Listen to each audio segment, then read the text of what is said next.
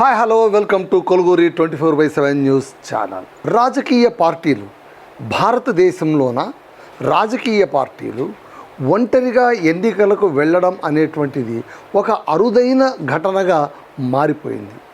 మారుతున్న రాజకీయ పరిస్థితులను బట్టి ఒకరిద్దరిని కలుపుకొని పోతే తప్ప గట్టెక్కలేని ఒక సందర్భం మనకు భారతదేశ రాజకీయాల్లో కనిపిస్తుంది. ముఖ్యంగా బీజేపీ, కాంగ్రెస్ ఇవి రెండు కూడా ప్రధాన జాతీయ పార్టీలు. ఈ ప్రధాన జాతీయ పార్టీలు అటు జాతీయ స్థాయిలో అంటే దేశ స్థాయిలో పోటీ చేయాలన్నా, రాష్ట్ర స్థాయిలో పోటీ చేయాలన్నా ఖచ్చితంగా ఏదో ఒక పార్టీని కలుపుకొనే పోతూ ఉంటాయి. ముఖ్యంగా జాతీయ పార్టీలకు కొంచెం అంటే అంతకుముందు కాంగ్రెస్ ఒంటరిగా పోరాడేది, బీజేపీ ఒంటరిగా పోరాడేది, ఆ చరిత్ర అంతా ముగిసిపోయింది. ఇప్పుడు ఏ రాజకీయ పార్టీ అయినా సరే పోరాడాలి అంటే ఖచ్చితంగా ఇంకొక పార్టీ తోడు ఉండాల్సిందే.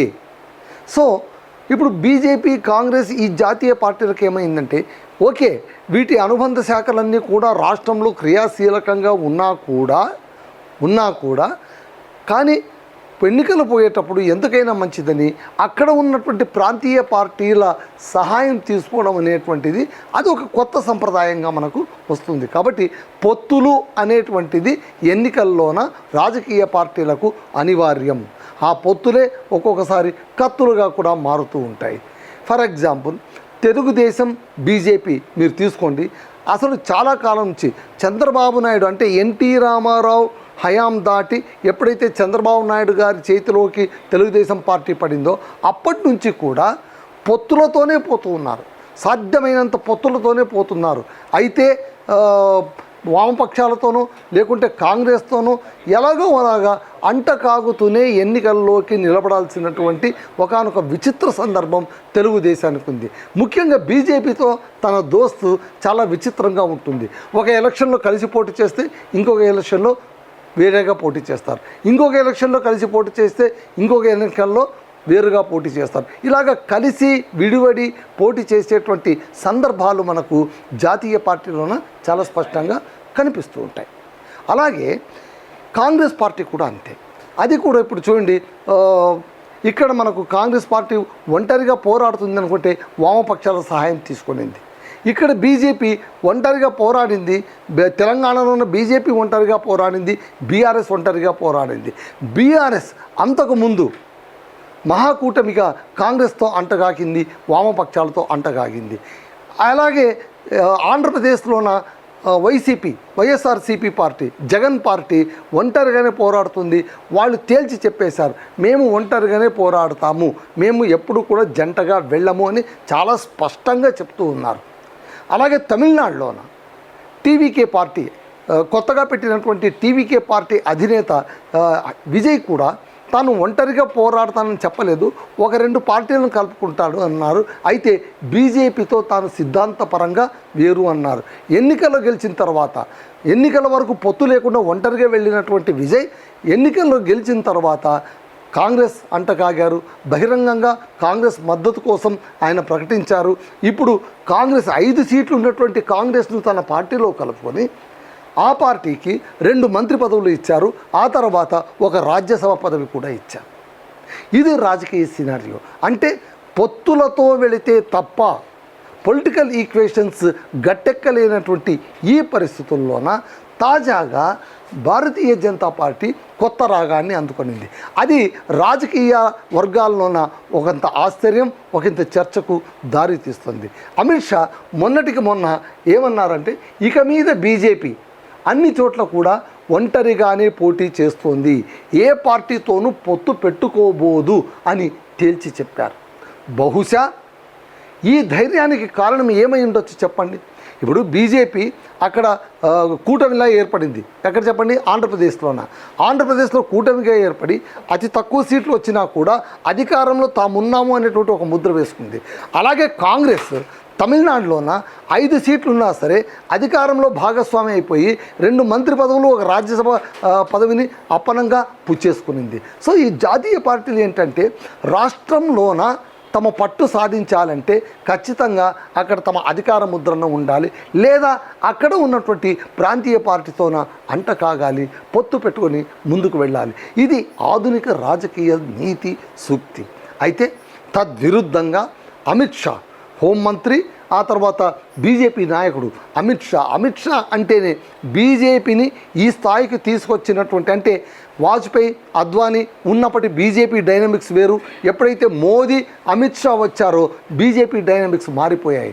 ఇది ఫక్త్ రాజకీయ పార్టీలాగా మారిపోయింది. ఎత్తుకు పై ఎత్తులు, ఎలాగైనా అధికారాన్ని చేజిక్కించుకోవడానికి ఎవరితోనైనా పొత్తు పెట్టుకోవడం, ఏ ప్రాంతీయ పార్టీనైనా చీల్చేయడం, ఇవన్నీ కూడా వ్యూహాలు రచిస్తూనే గత 15 ఏళ్లుగా అధికారంలోన ఉండగలుగుతోంది బీజేపీ.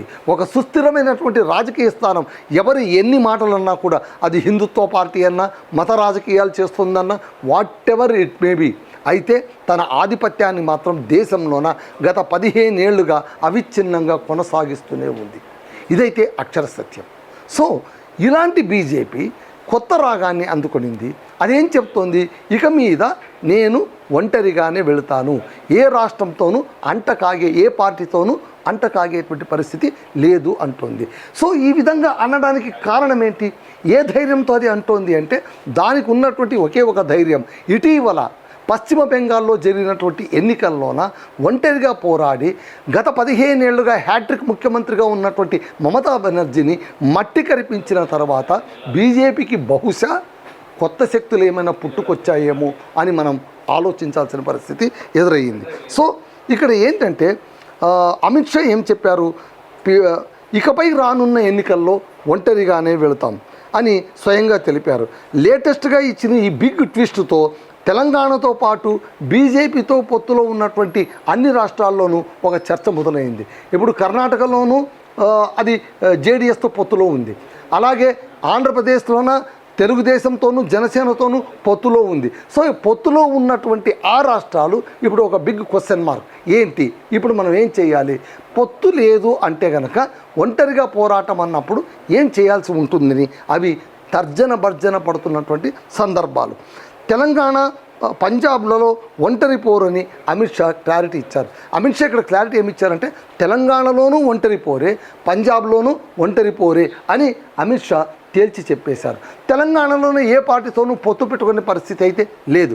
మళ్ళీ పంజాబ్లో కూడా అలాంటిది అని చెప్తున్నారు. పంజాబ్లోన ఎన్నికలు ఎప్పుడున్నాయి? 2027లో పంజాబ్లో ఎన్నికలు ఉన్నాయి. అలాగే 2028 తెలంగాణలో ఉంది. సో 2027 పంజాబ్లోన, 2028 తెలంగాణలోన జరగబోయేటువంటి ఎన్నికల్లోన బీజేపీ ఒంటరిగా పోరాడడానికి సిద్ధమైపోయింది అని ఆ పార్టీ అధినేత అమిత్ షానే చెప్పారు. అలాగే ఆ తర్వాత 2028 కర్ణాటక అసెంబ్లీ ఎన్నికలు ఉన్నాయి. అక్కడ జేడీఎస్తో ఆల్రెడీ బీజేపీ పొత్తులో ఉంది. దేవేగౌడ పార్టీ జేడీఎస్తోనో పొత్తు పెట్టుకొని అది ముందుకెళ్ళింది. మళ్ళీ ఈసారి ఆ పొత్తు కాదనుకుంటుందా, అది కాస్త ఆలోచించాలి. అలాగే ఏపీలో అయితే వాళ్ళతో ఒక కూటమి ప్రభుత్వంగానే ఏర్పడ్డారు. జనసేన ఆల్మోస్ట్ సేవకురాలిగా ఆ పార్టీ ఉండిపోయింది.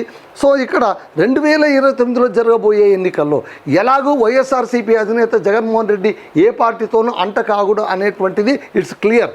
అయితే తెలుగుదేశం, జనసేన, బీజేపీ మళ్ళీ అంట కాగబోతున్నాయా, మళ్ళీ కలిసి పోరాడబోతున్నాయా, లేదా ఇప్పుడు అమిత్ షా చెప్పినట్టు అక్కడ ఒంటరిగా పోరాడుతుందా? ఒకవేళ ఆంధ్రప్రదేశ్లో ఒంటరిగా పోరాడే సీను ఉందా? ఎందుకంటే రానున్న ఎన్నికల్లోన బీజేపీకి ధర్మ సంకట పరిస్థితి. ఆల్రెడీ 3 దఫాలుగా హ్యాట్రిక్గా ప్రధానమంత్రి అయినటువంటి మోదీ, ఆ తర్వాత బీజేపీ 3 పర్యాయాలు అధికారంలో ఉన్న తర్వాత 4వ పర్యాయం అధికారంలోకి రావాలంటే దానికి కావలసినంత ఎంపీల బలం ఉండి తీరాలి. ఇప్పటికే కాంగ్రెస్ కొత్త రాగం అందుకుంటోంది. అదేమంటుంది? చిన్న చిన్న పార్టీలు ఏమున్నా కూడా కలుపుకోవడానికి అది సిద్ధంగా ఉంది. ఎందుకంటే అన్ని పార్టీలను కలుపుకుంటే తప్ప జాతీయ స్థాయిలోన ఎన్డీఏతో ఢీ కొనలేమని ఇండియా కూటమి బలంగా నమ్ముతోంది. అందుకోసమే మొన్న కూడా మనం విన్న వార్త ఏంటి? తృణమూల్ కాంగ్రెస్ మమతా బెనర్జీ అందులో విలీనం చేసేస్తుందా అని.